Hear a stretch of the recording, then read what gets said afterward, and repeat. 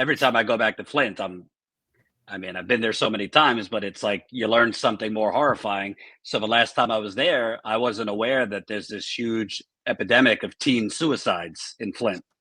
And those are teens that were children, 10 years, children when this happened. So to your point, their brains were basically scrambled. And if you're a teen that hasn't been water poisoned, it could be pretty shitty. We all know. Everybody's got their stuff when they're a teenager. I had depression. But add on top of that, lead. The research shows when you correlate high lead exposure, whether it's water, paint chips, soil, it correlates to increased crime or high crime areas. But then folks get the stereotype, particularly Black teenagers, Black young adults. Oh, they're rowdy, or Fox News with their Chicago stereotypes. Well, Chicago also has a massive lead problem too in its water that hasn't gotten attention. Introduce Mr. Jordan Chariton. Thank you so very much for returning to the channel, and good to have you. Thanks for having me, man. Thank you so very much. Jordan, why did you write this book? It's like the first question that pops into my head. Like, why write the book? Yeah, this has kind of been my personal and professional crusade for a decade now, Flint. Mm-hmm. So there was a lot of basically, I just had this mountain of information, most of which had never seen the light of day. Probably mostly because of, the mainstream media kind of saying, oh, nice job doing that, but we're not interested. So after a while, I just realized, what, whether only my mother and dog read it or as many people as possible read it, I want to go to the grave knowing that I got the truth out about what happened in Flint, because as I've always said, it's not just about this one city, it's about the whole country. It's how capitalism, privatization, greed ended up actually poisoning and killing people.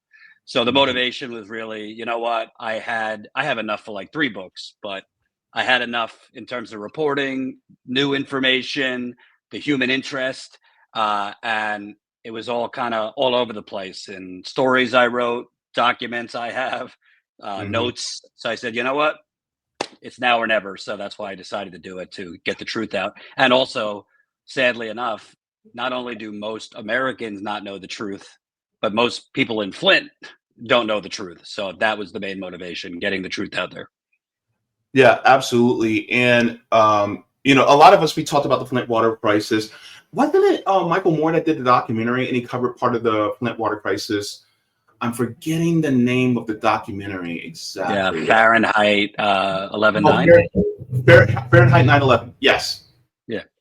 And he covered about what the response was to the city.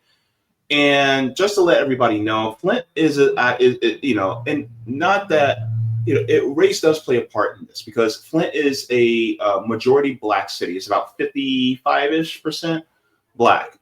But on top of that, it is a working class community. And so, even, the people who live within the area thought that help was on the way when Barack Obama, then at the time president, came to there, and then the famous sip of water that left a bad taste, and not to use the word in a joking fashion at all, but it left a bad taste in all the mouths of all the citizens in Flint, as if this guy just does not care. He has the same amount of care as the then governor had. Yeah, I think that was Obama. Among many failures, I think Flint was top of the list for Obama, because a lot of people don't realize, because it kind of gets in the weeds, but when disasters happen, let's think like a hurricane or a tornado, like a natural disaster, a disaster declaration is issued. And that allows the federal government essentially to send in FEMA, send in the Army Corps of Engineers. In certain cases, people can have access to Medicare if it's declared a disaster. Obama did not sign a disaster declaration for Flint, just like Biden did not sign a disaster declaration for East Palestine, Ohio, which had the train explosion. Obama signed a state of emergency. And the difference is important, because a state of emergency you get some federal resources, but it's really the federal government providing resources to the state. If a disaster declaration is signed, the federal government takes over. The Obama and fellow neoliberals like Biden have said, well, we can't issue a disaster declaration because of blah blah blah, this law, that law. When there's a will, there's a way. They could have signed a disaster. So as bad as and as people react to Obama when it comes to Flint, with that condescending moment where he drank the glass of water, which I'm not even convinced was really Flint water, but his worst sin was he didn't actually sign the disaster declaration, because if he did, federal government, Army Corps, FEMA, they could have come in right away and dug up all of the busted water pipes in Flint in less than a year. Flint residents could have had access to Medicare, aka Medicare for all. There's a lot of things that Obama's failure to act, caused this crisis to continue. And that's another reason I wrote the book. A lot of people, because of the shitty media narrative, think that this is in the past tense. It's not. Like today, 11 years later, there are still people posting videos of brown water they're getting in Flint. It's not as bad as it was 11 years ago, but the water is still bad in many parts of the city. All of the destroyed, corroded pipes, because it essentially had like acid water going through them, all of them have not been replaced 11 years later, as you said, in a majority Black city. I wonder why. No one has been brought to justice criminally. And essentially there's an ongoing cover-up, which is a big part of what my book is. So Obama, his legacy is basically allowing this city, majority Black, to be poisoned and doing a photo op in response. My God. This just goes to show, especially to those of us in the Black community, all skin folk ain't kinfolk, first of all. Because, I think it was a Jacobin magazine article that said that Black wealth actually tanked under Obama since the 2008 crisis. But that's a whole nother example of the fecklessness of somebody like Barack Obama. But I actually wanted to share this news report, actually, where they actually talk about they're still seeking justice after 10 years. And I just want to get into this. And then we can, if you need to comment, then we can comment and pause. Just let me know. But we can watch this and we'll talk on the other side. 10 years ago, a water crisis began when the city of Flint, Michigan switched to the Flint River for its municipal water supply. The more corrosive water was not treated properly, allowing lead from pipes to reach into many homes. Usher Qureshi went to Flint to speak with residents about what the past decade has been like. An American city sickened by its own drinking water. These are all your medications. Yeah, I was prior to 2015, January of 2015, I was on one multivitamin every day. How many pills do you take a day? I take 15 prescribed pills every day. Melissa Mays became one of Flint's loudest voices. She's among tens of thousands still waiting to see any payment from a $626 million class action settlement for their exposure. We're trying to be civil, and yet no one's in jail. The pipes aren't replaced. The yards aren't fixed. We don't have health care. Basically, what we were told was that it's okay to poison us. We don't matter. Trouble. One of the things that I also wanted to bring up was, she talked about the health care. In Libby, Montana, there was a policy passed in Section 1881A of the Social Security Act, where it basically says that if there is a medical emergency, then the federal government can actually give Medicare to everybody. And my question is that if they could do it to Libby, Montana, why aren't they doing it to Flint, Michigan? So yes, I brought this up before. Libby, Montana had a massive asbestos crisis. People died. Libby, Montana, during the Obamacare fight back in 2009, 2010, the senator from Montana, to his credit, basically played hardball with Obama and said, I'll give you a vote, but you got to give my people in Libby Medicare through that act you just mentioned, the Social Security provision. And Obama said, fine. What's the difference between Libby and Flint? Libby is, I think, 96% white. Flint, 53. I mean, there's a lot of poor white people too that got poisoned, but it is majority Black. to be clear.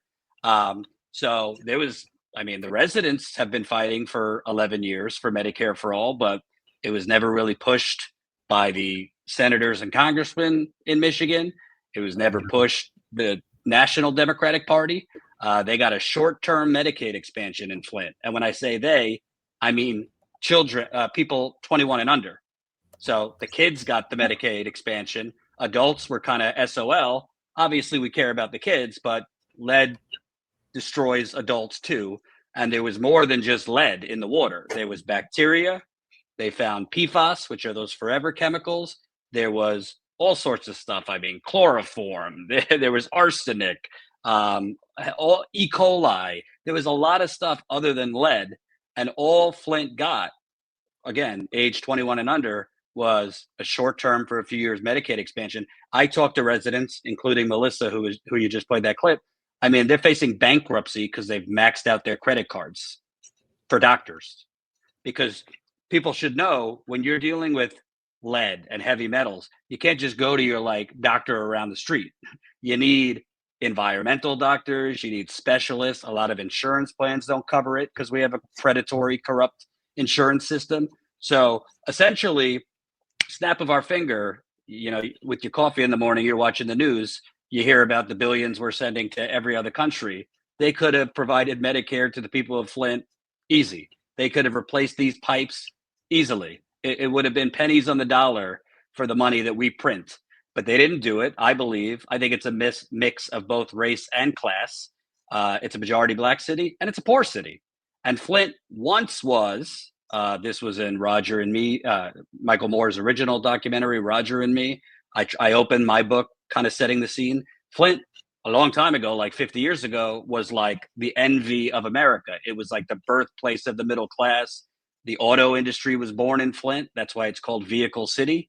But for a lot of reasons, including redlining, racist housing, de facto school segregation, offshoring of jobs, I mean, a lot of things. By the time this happened, Flint was like a rotting corpse. So at the end of the day, there is no reason that communities like Flint, 11 years later, shouldn't be made whole and then some. It's because the actual color of their skin and money in their pockets are not enough to merit urgent action. Unlike, look at the LA wildfires. I mean, I'm glad those people are getting relief, but some of those zip codes are some of the wealthiest in America, and they're getting urgent relief. Like now, a couple months later, Flint's 11 years later, people have become very numb to the term crisis because you hear it so much, the Flint water crisis. So it doesn't evoke that urgency anymore. I could tell you, because I was there for my book, I've been there over 20 times. It's an ongoing disaster, capital D, like now. People are still, I was there for my book last year. People were online after I spoke to get me to sign it. You got people showing me their fresh rashes 10 years later. You got people who cancer is surging in Flint because with heavy metals like lead, it takes many years for the worst effects to happen. All sorts of cancers, kidney failure, liver failure, but that's not counted as to the official death count of the Flint water crisis. So I could go on for days, but at the end of the day, in our screwed up media system, the media parachutes in and parachutes out of places. They cover it when there's an explosion or when the inciting incident breaks, and then they go away and they maybe will cover it on the anniversary. And left in that vacuum is often poor people, Black people, brown people, indigenous, etc. Yeah, absolutely. Thank you so very much for that background information as well. And yeah, they probably know your face real well because they saw you there 20 times. They're like, oh, there's Jordan again. Oh, we can actually get our voice out there now. Thank you for going as many times as you have, by the way. Let's continue this. Began when the city, in economic freefall, disconnected its water supply from Detroit's system and began drawing from the Flint River instead. It was a bid to shave millions off the city's budget. The Centers for Disease Control and Prevention estimated 100,000 people were exposed when the corrosive chemicals used to decontaminate Flint River water allowed lead from the pipes into faucets. At least 12 Can I stop you people there for a died from second? Legionnaire's disease. Yeah, sure.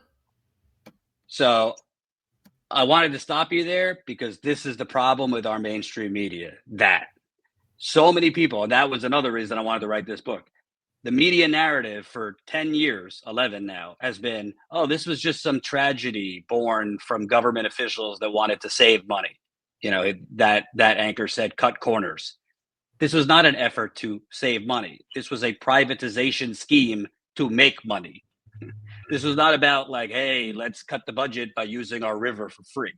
As I detail in the book, the bottom line is there was no need for Flint to switch its water source in the first place. There was no need for Flint to use the Flint River. Flint had been getting its water from the city of Detroit for 50 years with no problem water quality wise. And that water was coming out of Lake Huron, which is part of the Great Lakes. It's some of the purest water in the world. So the water was fine. The problem for the residents of Flint and some local officials was Detroit, which delivered Flint the water from the lake, was price gouging Flint. They kept on raising the rates. So local officials and an unelected, keyword unelected, emergency manager, the governor at the time, a Republican, declared Flint a financial emergency. He declared that in many other mostly black cities. And he dropped in an unelected czar to basically take power from the elected mayor and the elected city council. And what did the unelected czar and local officials do? Hey, let's create a privatized water pipeline. We'll tell the residents it's going to save them money, but what it's really going to do is make Wall Street banks money. JP Morgan and Wells Fargo were in on this scam. It's going to make real estate and landowners money who buy property along the path of the pipeline. And it's going to make businesses money because this new water pipeline was going to have raw water going to Flint. What do you need a lot of raw water for? Fracking. The governor at the time wanted to frack the hell out of Michigan, and he was. Other businesses, auto industry, meat packing, agriculture, you get cheaper water. So they were claiming that this is all to save the residents of Flint money, but most of the water for this new water pipeline was actually going towards business and fracking, not residents to drink or bathe in. It's a more complicated than that, but the cliff notes, this was not some tragedy because some bureaucrats wanted to cut corners.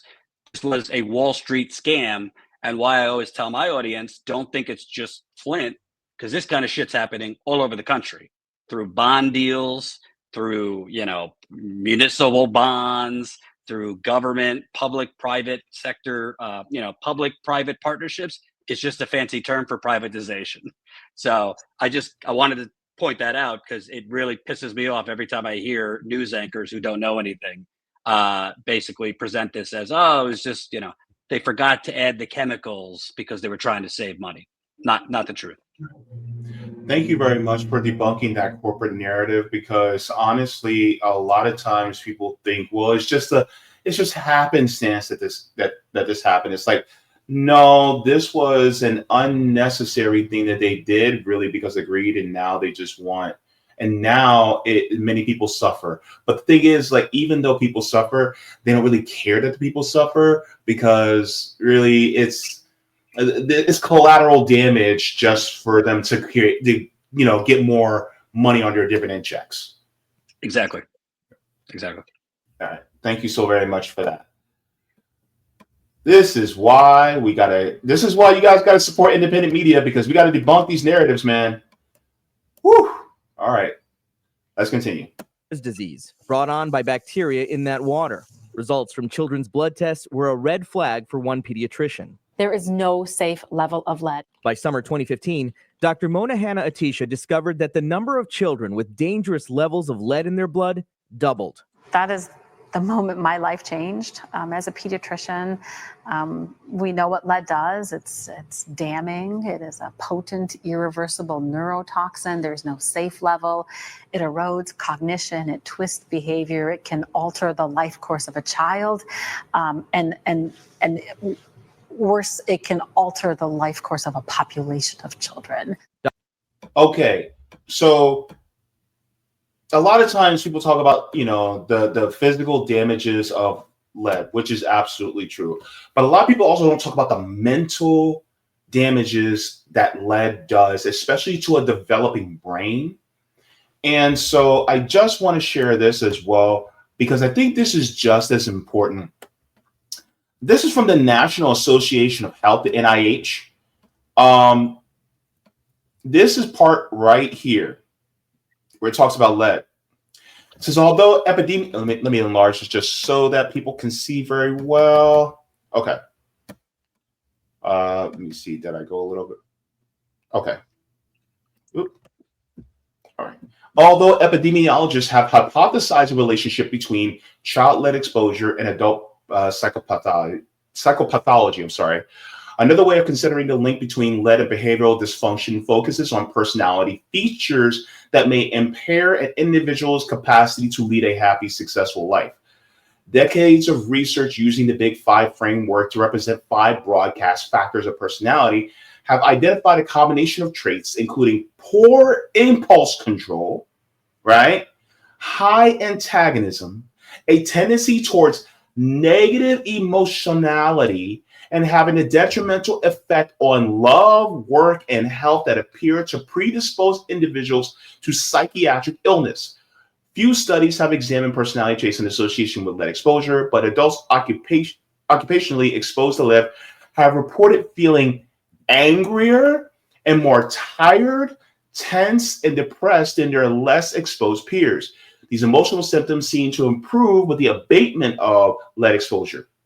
In one cohort of lead-tested children who received personality testing, they were from Cincinnati, Ohio, in the early 1980s, ages 19 to 24 years old. Young adults with greater childhood lead exposure tested higher on average than cohort peers on a self-report inventory of psychopathic traits, such as impulsivity and egocentricity. Alterations in emotion regulation and adult personality have consequently been predisposed as explanatory mechanisms for the reported link between childhood BLLs and adolescent delinquency and young adult criminal arrests also observed in this Cincinnati cohort. So just to show that also when people go, oh my God, these people, they don't pull themselves up by their bootstraps and they're so predisposed to crime and they're so negative and blah, blah, blah. Maybe it's the water. Maybe it's the water. And now who does that responsibility fall on though? Is it the personal responsibility of a person, or is it something systemic? And this is exactly why I keep saying that you cannot fix systemic problems with individual solutions. And this goes to show right here. And this is what you've been reported on.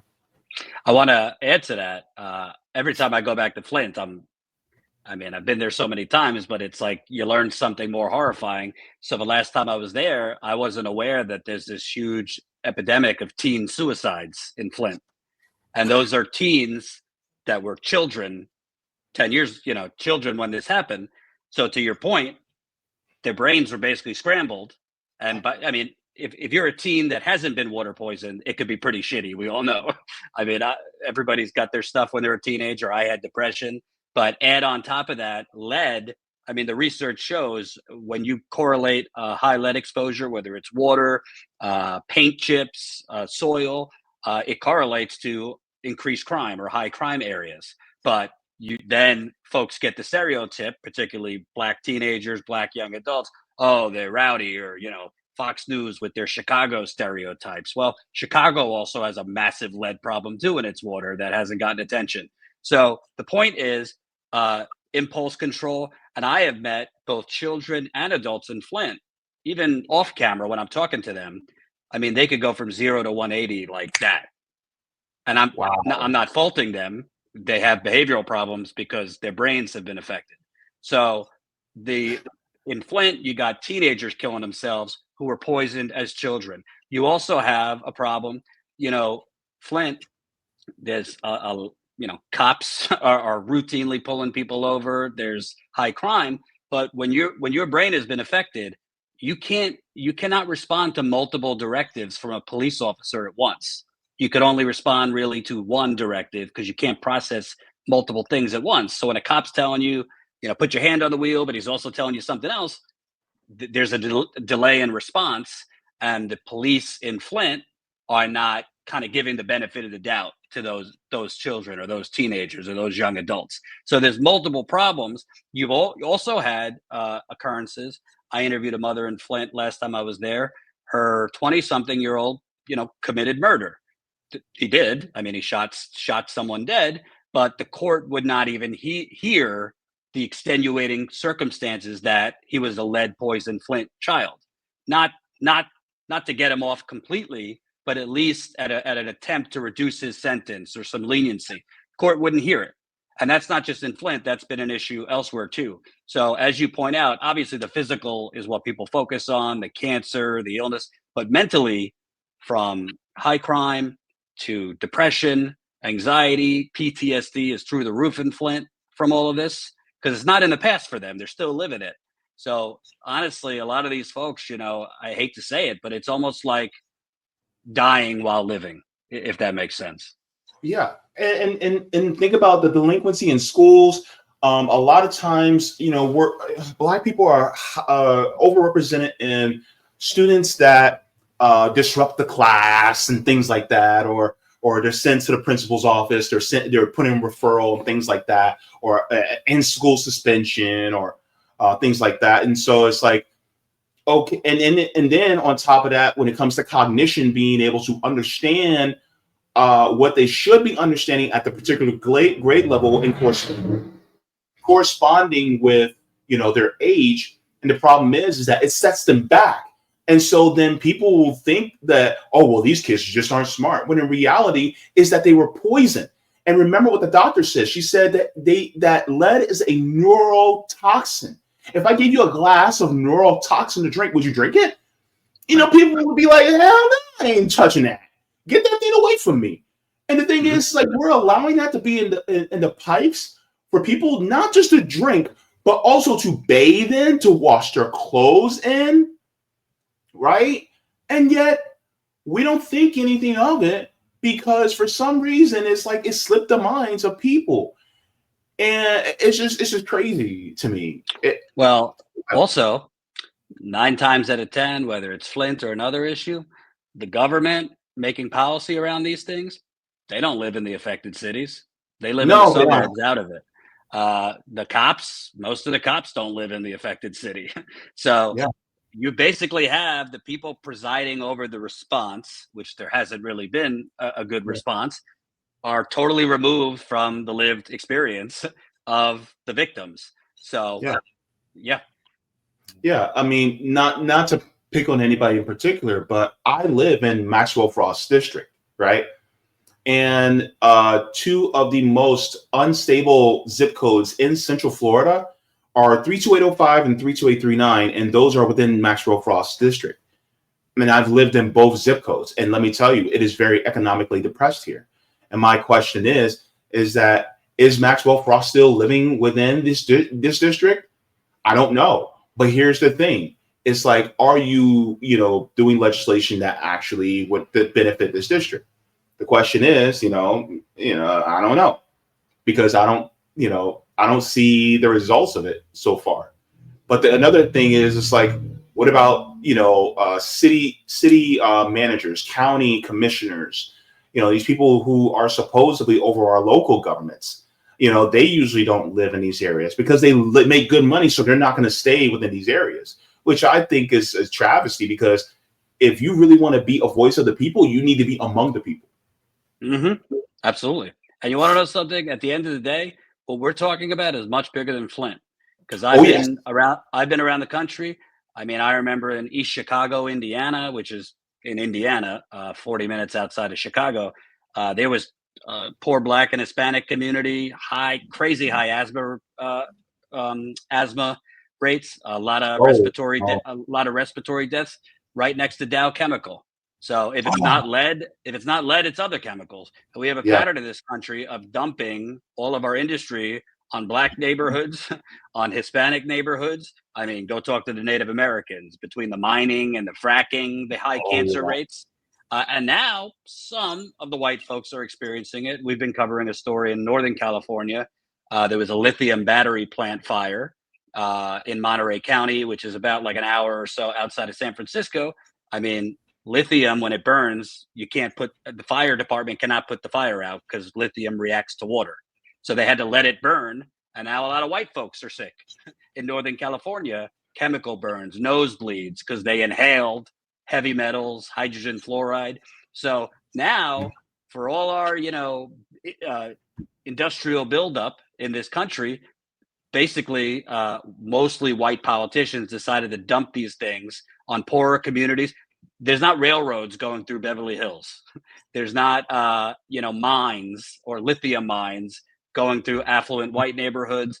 And there's certainly not a water switch like this where the Flint water crisis, basically, to boil it down, it would be the equivalent of these Boeing planes that were falling apart midair. That was the Flint water. They decided to use a plant that was missing most of the equipment that you would need to treat the water, and they decided to use a heavily polluted river. So it's the equivalent of just put the plane in the air, we'll add the parts as we're flying. And they would not do that for a city that was more affluent, white, etc. Yeah. It's as if the money that they save from costs that they can go to the shareholders or the lives that are lost, it's like it's worth being able to pay it. It's like, oh, we'll just pay a fine, but the profits are bigger than the fine anyway, so we'll make out okay. Yep, place of doing business. And by the way, the governor at the time who presided over this, I had a source inside his office who told me, yeah, when the issue of like gay marriage was coming up back in the 2010s, he didn't really look at it from a moral perspective. He was just looking at it from the balance sheet. Like, how does it affect taxes? So a lot of these governors, whether Republican, Democrat, like Pete Buttigieg is just a balance sheet robot with marketing behind him. He just destroyed South Bend, Indiana, but the media made it out like, oh, he reinvigorated. Yeah, he reinvigorated 5 blocks downtown. And then he bulldozed 1,000 homes, mostly of Black and Hispanic people, in 1,000 days. I was there.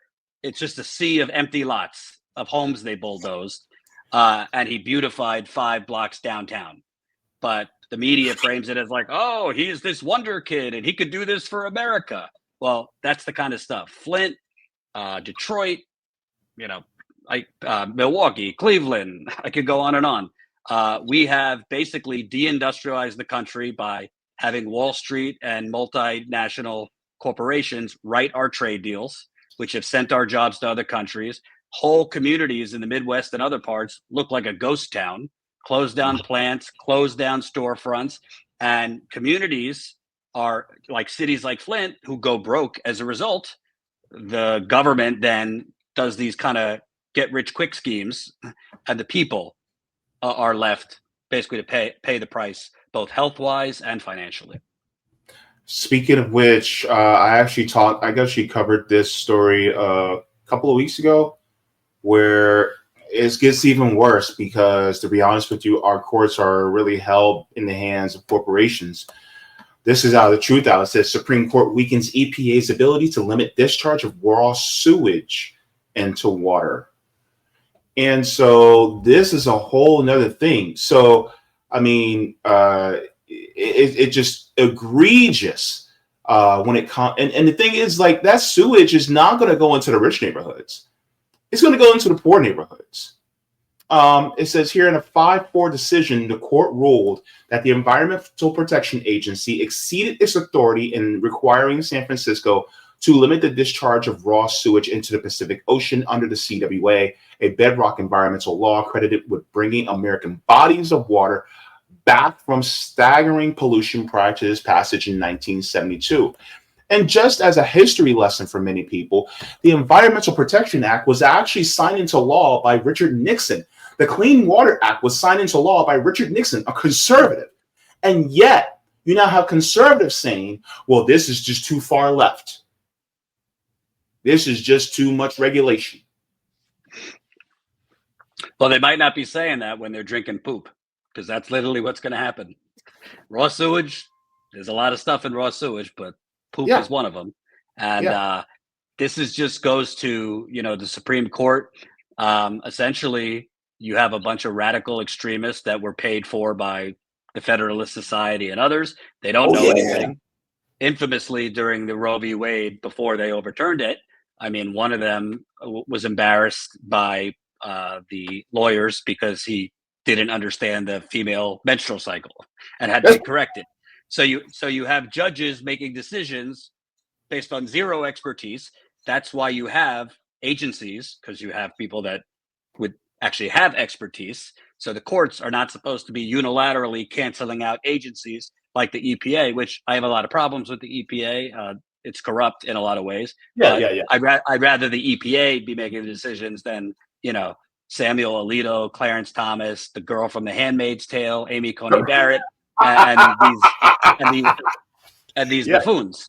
And this is dangerous, man. I mean, we already got problems in our water, but now you want to add poop and like when you have storms, runoff from those storms. I mean, it's just a mess. And, Biden, one of the few good things he did, his administration was trying to regulate PFAS, which are the forever chemicals. They found them in water all over the country, cancer, miscarriages in women, a lot of issues. So they were trying to finally regulate them because there are no regulations. Trump reverses that. So it's just, Republicans, it's kind of like Republicans, Democrats at this point is you want to get shot in the forehead, that's the Republican, or you want to slowly be poisoned, that's the Democrats. You're going to die either way. Yeah, absolutely. And I want to point out on Flint real quick. Sure. Why I say it's an ongoing cover-up, ongoing today, because a lot of people in Flint, I understand why, were optimistic when Governor Whitmer, a Democrat, got elected. Yeah. When Attorney General Dana Nessel got elected, because the Republicans who poisoned them were leaving, and they bought that the Democrats were saying, we're going to deliver justice for you. The governor said, I'm going to reopen the water stations that the Republican governor had shut down. Those were the water pods that residents were able to go get bottled water.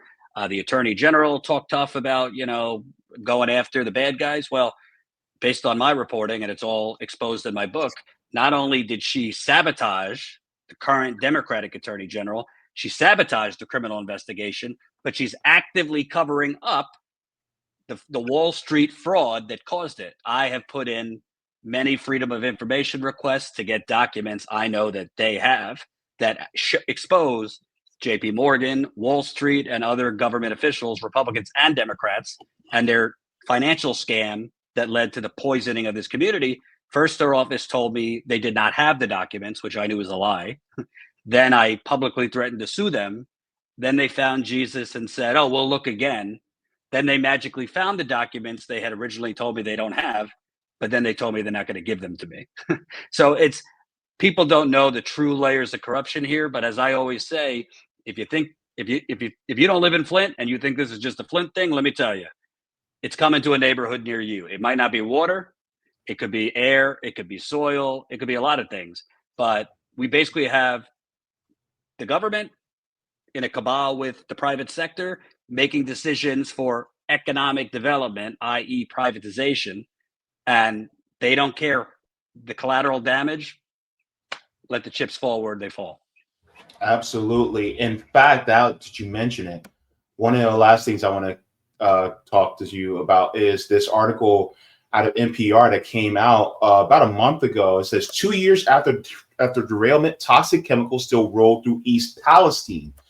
And I know this was another story that you covered extensively as well. Talked about how basically in East Palestine, really, it was something that shouldn't have really happened. One of the things that I wanted to talk about was this part here. Okay. It says, in an NTSB, the National Travel Safety Board investigation found that the village's fire chief ordered the controlled burn at the urging of Norfolk Southern contractors, even though the vinyl chloride manufacturer, Oxyvinyls, had informed the railroad that the tank cars were not at risk of exploding, a fact that was not passed on to the chief. So Eric Haynes says, I was shocked at the decision to begin with, and said that meant, oh, now we're going to expose many more people to unknown chemicals. So in a train derailment, when it comes to the Norfolk Southern trains, it would have been nothing for them to get some cranes, take those cars, unhook them, and then just take them off, and then ship them to wherever they need to go without having to explode them. But instead, they decided to explode them and expose more people to the vinyl chloride and other chemicals in that area. And now people in East Palestine and people in Western Pennsylvania are now having health problems because of what Norfolk Southern has done. And it's like, it was absolutely unnecessary for them to even have that explosion, even have a controlled burn. It's actually worse than what reported in that article, which is typically because the mainstream media waters things down. So to be clear, a lot of people think the actual derailment is what made people sick. It's actually the fact that after the derailment, I mean, yeah, they had a fire, but that didn't send, over 1 million pounds of vinyl chloride into the air for God knows how many miles. What did it was Norfolk Southern, a multi-billion-dollar railroad company that makes billions in profits, was allowed by the EPA to control the emergency response. So you don't let the murderer control the investigation. You don't let the rapist handle the rape kit. The company that crashed the train was allowed to control the emergency response for 72 hours after. They were repeatedly warned by the owner of the chemical oxyvinyls, the cars are cooling. There's no risk of a controlled explosion. It was recommended to them to just systematically take the chemicals out of the car, but that would have taken a couple days. And every day that they don't open that train back, the tracks back up, that's over $1 million that Norfolk is losing. So Norfolk, not only did they ignore the science, ignore the experts, but they hid that information from the Ohio governor and the fire chief. The owner of the chemical cars, they were there. They flew in right away. Norfolk Southern basically blocked them from attending the emergency response meetings. So there is criminal intent here, and there was criminal decisions made. And the governor and the fire chief, they gave the sign off to blow these trains up because Norfolk Southern hid from them that they were being told by the experts, you don't have to do this. So at the end of the day, a multi-billion-dollar railroad company made the decision to unnecessarily nuke parts of Ohio, parts of Pennsylvania. I've talked to toxicologists that say this cloud went as far as 8 states, including Canada. I had people messaging me after this from New Hampshire, Maine, talking about shit coming out of the sky and feeling health symptoms. So this, and by the way, our vice president now, when he was a senator, J.D. Vance, he said in response to that NTSB investigation, it sure sounds like this town might have been poisoned in order to open up the train quicker. I reached out to his office after he said that. I'm great that you reached this conclusion. Are you going to call for a criminal investigation? Crickets. So it's very corrupt. And the most important thing, status quo, we've been there 8 times. I've been there 3. My colleague was there the other times. We're talking over 2 years now. You got cancers. I mean, you have 7, 8, 9-year-old girls having menstrual cycles early. You have people peeing and pooping blood 2 years later. You have people that when they leave the town, their symptoms get better. When they come back, their symptoms get worse. Respiratory issues, migraines. We talked about the mental health, the depression, the anxiety, the PTSD. I've been talking to a family. A 60-something-year-old man has double breast cancer, pretty rare in men, but vinyl chloride is one of the cancers could be breast cancer. The reason Norfolk Southern settled as quickly as they did, I believe, because most of these lawsuits drag out for a decade. I think they settled very quickly because they know this is going to become a massive cancer cluster, and they want to settle for cheap now rather than owing. But this is why I call it the United Corporations of America. Can you imagine letting a company that just crashed the car, then letting them? It wasn't Norfolk Southern contractors. It was Norfolk Southern, the company, that was allowed to control the emergency, like that, letting the fox run the hen house basically. And every time I'm there, I mean, it's so I mean, I got sick 3 times, not as bad as residents, but I don't have Yeah, yeah. headaches. I don't have headaches usually. I had a massive migraine the whole time I was there. I had Yeah. burning in my eyes in a few spots. So if I just there for a few days could have that, imagine living there. You have to go in there with a hazmat suit, man. Like, Should have, yeah. how bad it is. And a lot. I know we were talking about the racial makeup of Flint, Michigan, being predominantly black. East Palestine is over 98% white, working class white community. And so, look, we're saying that yes, it could be disproportionately against those of us who are black and brown, but to the people who are watching that are white, these corporations don't give a shit about you either, and neither does either party. Because both of them will, like, Democrats will play us black people and say, "Oh, we're going to fight for you," but Republicans play with a lot of white people and say, "Oh, we're going to fight for you," and then they fall for it. And so this is the problem. And now you got people like the vice president that's really mums the word on something that should have been a criminal investigation, should have been held criminally liable. I'm gonna be honest with you: the Biden administration, the Justice Department, should have went after all the people who were involved in what happened in Flint, Michigan. I would honestly want to do investigations for people who are who have contaminated the water in Jackson, Mississippi. Like, and I got news for you. I mean, listen, I'm not someone who says go get your guns. I'm not telling people to be violent, but at a certain point, people kind of lose their patience. We've seen what happened allegedly with Luigi Mangione.